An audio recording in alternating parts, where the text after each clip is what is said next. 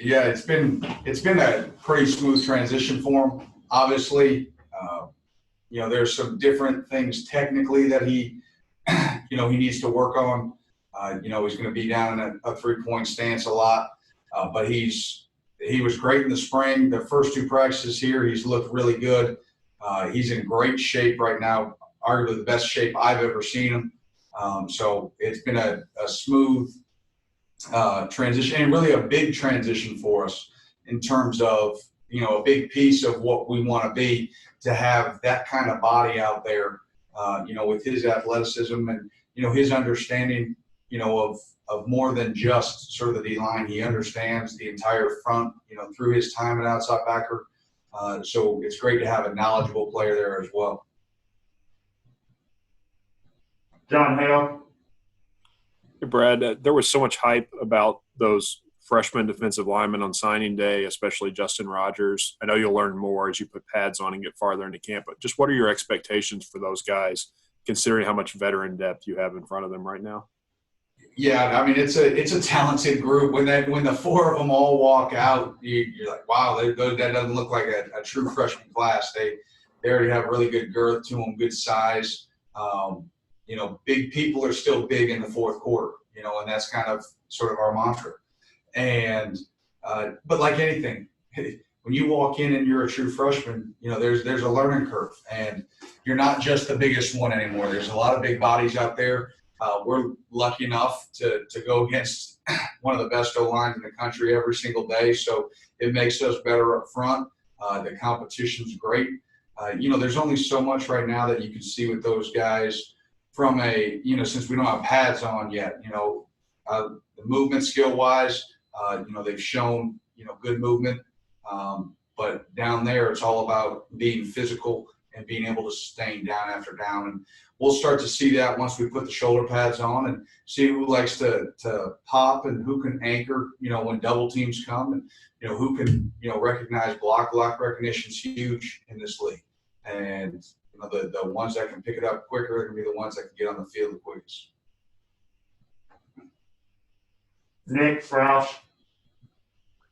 Hey, Brad, with that group and also with your secondary, there's more depth than ever before. How do you kind of keep all those guys incorporated, and how do you get them all reps and valuable ones at that?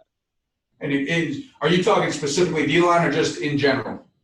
D-line and in the secondary as well. I know there's, 10, 11 guys trying to get playing time. No, the thing it's nice to have depth, and it's one of those things you say, hey, it's a nice problem to have. Trust me, there's enough reps to go around, and we're going to find, if you're going to be able to affect the game, you're going to find a way to get on the field, and we're going to find a way to put you on the field to affect the game.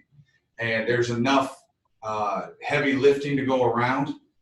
So if you prove to us that you should be on the field and you need to be on the field, there's enough practice reps to make that statement to us. That's the nice thing. Coach Stoops gives us plenty of reps. We move at a good clip. Coach Grant and the offense, they move quick. So we get to see plenty, of video evidence of what guys can do. But it's going to create competition, and it's going to bring out the best in everybody. And the cream's going to rise, to the top. And if it doesn't, all right, then we know who we're playing with. But if it's 2 guys or 3 guys and they're battling and it's tight every single day, all right, then we're going to find a way to get all 3 of those guys on the field. If one guy separates himself from the rest, then that one guy, he's going to definitely take more of the snaps than the others. So what it's going to do is it's going to elevate our play. And guys understand, what our standard are. You hear me talk about that word standard, and we've set a standard for ourselves as a defense. Now we have goals beyond those standards, but there's a baseline. And if somebody's not going to meet that baseline, then they're going to get passed by the next guy. And so it's a good problem to have. Larry Bott. Yeah, Brad, could you just specifically talk a little bit about your expectations for Quentin this year and in what ways he could be better and what you need for him? Yeah, Quentin and I have had quite a few talks because I have very lofty expectations for what he can be for us. And I will not shy away from that. And he doesn't want me to shy away from the fact that we need more out of him. And I expect more. It's not about being, a one player or a two play a game, that looks good in a highlight film. It has to be consistent down in and down out. And, again, he wasn't just a highlight guy. He does a lot of the dirty work that nobody sees. He commands a lot of double teams. He keeps guys free. But what I expect of him is to do that and then more. So it's his job plus is what we talk about.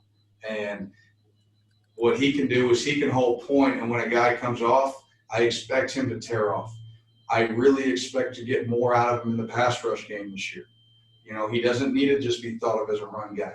He's got enough twitch and short area burst and strength that he can affect the pass game, and we need him to because there's going to be times that he gets the one-on-one.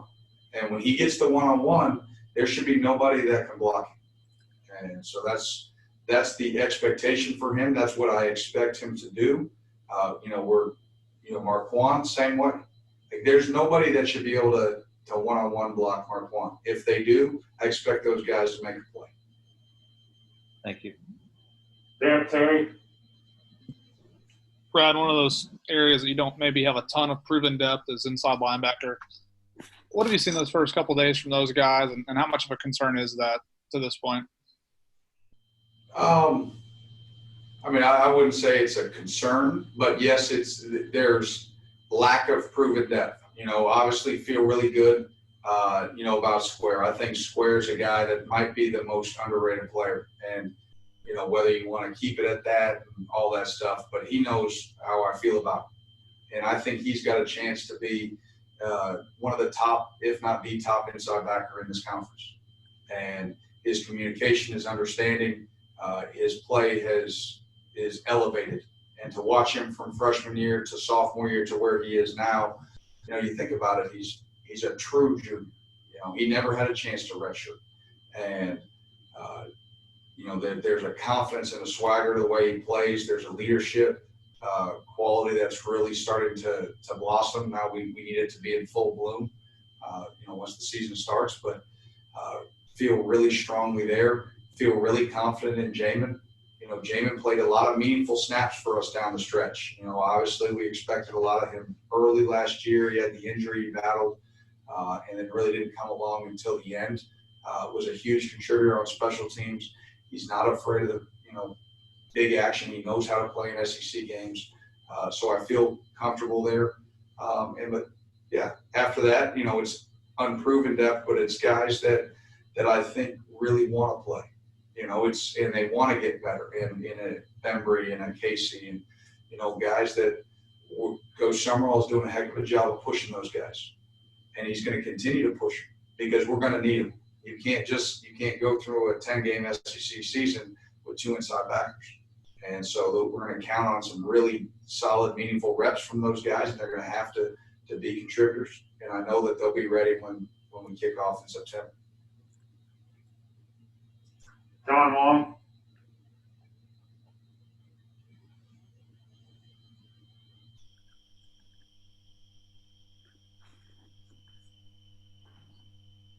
Hey, Brad. Hey, how are you? Hey, I'm doing great. Coach Stoops said on Tuesday that he was really going to emphasize leadership this year, that he wanted this to be a player-led program. So I didn't know if you could give us a couple of examples of maybe some of the guys on the defensive side of the ball have stepped up this year. I mean, it's a weird year. It's a year like no other. So I didn't know if you had any examples of that. Yeah, you know what? I do have examples. I've got plenty of examples. I have, really. It's one of those that I'll share one. But I think part of being player-led and the leadership quality and what we're asking of our guys is that it doesn't need to be a very public thing. And what's funny about this team is we have a lot of really, really good young men. And a lot of those guys that you would sort of tab leaders are sort of natural introverts. And what they've had to do is sort of come out of their own shell to not just lead themselves, but to lead others and to influence others in that way. And I think, you see it on the field, and the guy that jumps out, everybody talks about Josh Paschal, but I'll go back to DeAndre. And but I really hate to single it out because the growth that I've seen in Boogie and Jordan Wright from my room, I could brag on those two all day because you can just see them. On first day of practice, Boog was standing next to me. After he would do his rep, he would stand next to me and he would coach with me every single guy that came up. Like, it was more important to make sure that their footwork, was exactly right and doing what the coaching point is. And it was to have basically a second coach there. And, but DeAndre out there is a guy that I think he's really starting to come out of his shell. And we need him to continue to do that because any great defense that you look at, it starts in the middle. It starts down the gut. And you look at it and you've got a guy like Square and you've got a guy like Quentin, right? And then you go in the back end and you've got a guy, like Yusuf. And, challenge all those guys to keep coming out of their shell and keep bringing along the young guys, because that's where we're going to be able to take the next step when we continue to develop, underneath us and not just our individual selves. And you can see it by the older guys. There's so much more communication from the old guys to the young guys. They take it as personal if the young guys don't do something right as then, in their own reps. So it's a great thing to see. We're not completely there yet, but you see the starting stages of that. Jeff Drummond. Hey, Brad, how you doing? Hi, Jeff. Good. Hey, forgive me if you covered this already. Zoom crashed in the middle of your answer when somebody asked, but I'm curious about the secondary. You've got a small army of guys back there, and it seems like you can do a lot of different things with them. Do you get creative and where you put them on the field and some of the packages you can use? Yeah, I think you can. I think a lot of it's going to be based on game plan. It's going to be based on, someone mentioned earlier, this isn't your standard year. It's not ordinary. It's not normal. So to be able to have that where you have interchangeable pieces is going to be huge for us because you just don't know some of the unknowns, that lie ahead. And to be able to get multiple guys on the field, we've got the thing that I think Coach Klink and Coach Buff have done a great job of is really teaching those guys football so they can be interchangeable. It's not like I'm only a boundary corner. I'm only our corners know the corner spots, and then they know different. They know what the safeties are doing. They know that communication. We've really tried to strain and stress on them to know outside their little sphere, so that if we need to move a guy or we want to play some different packages that could potentially cause some confusion, that they understand what they're doing. And it's not rote learning. It's a complete understanding of the entire concept. A couple more we've got, and then we'll wrap up. Josh, you're up again. So you're talking about the schedule, Brad, but going back to your time in the NFL, obviously an 8-game SEC schedule is tough, even with those kind of breaks there with the non-conference games in between. But how does this, going to 10 games kind of compare when you look back to going through an NFL slate where it's like every week, even if a team's 2-14 or 2-13, they've got the talent to go toe to toe with you, every week. It doesn't matter. It's very similar. It's a great comparison that you have to show up every single week. And I think our guys, our coaching staff are really excited about the opportunity.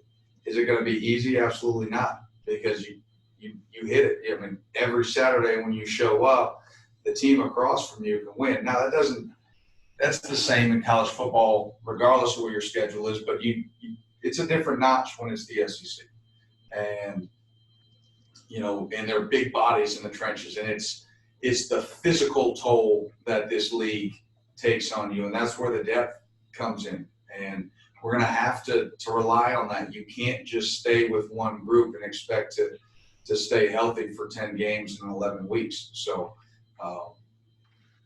guys are going to play, and guys are going to have to step up, and there's got to be a trust level that no matter who goes in, right, that there's not going to be a drop-off. And we'll have to be smart in terms of how we rotate and, in terms of how we platoon it. But we're not going to be afraid of it. We're not going to be afraid of playing guys. John Hale. Brad, it seems like you've got a bunch of seniors who are in a similar spot that Josh was a couple of years ago coming into the season in terms of their draft prospects, but maybe not first-round guys on a lot of lists. They need a big senior season. How important can this year be just for establishing that future, assuming that you all get to play games? I think it's huge. I think it's huge for every guy on our team, and really for anybody. You look at if you watch the draft and you watch how many guys, you pull up their bios and you see, wow, this guy was just maybe a backup for 2 years and he had one really good year, and he comes out and he gets drafted, and he's in the 3rd or the 4th round, or maybe even higher than that. And I don't want to say one hit wonder, because it's some guys, it just happens to be it's their junior year. They're good enough to come out and they're off and running. I mean, you think about Quentin Williams a couple years ago. I mean, nobody heard of Quentin before the year started. He ended up, being in all those awards with Josh and, whatever, a top 5 pick. So all it takes is one really good year, to get your name out there. And so that's why it's so important for these guys just to play. It's about film, and it's about good film. And it's about good film against good competition. So a 10-game season against all SEC competition, you couldn't have a better opportunity to showcase what you're all about. All right, we'll wrap it up with Nick Roush. Devonte Robinson missed an entire season. I know a lot of people are focused on Terry's, but how is Devonte doing? How's he moving around out there, and how are you using him on the defense in what particular spot starting? Yeah, just like anybody coming off an injury, it's just a process. You don't want to stress him too hard. You want to make sure that he gets into shape and he's ready to play. There's been so much mention on this, this Zoom of the depth we have, which is nice because we don't have to stress him, and we can get him back to the shape and the confidence that he was playing with in that spring, before last year. So. It's only practice 2. He's coming along. He's got to knock off the mental rust a little bit, but he'll push. And the great thing is that he's surrounded by a bunch of really good guys in that room and some really good coaches that, are going to continue to encourage and push him. But we don't just have to throw it on him and say, hey, you got to take 70 snaps. We can spread it around until, again, he gains full confidence, back to where he was. All right, guys.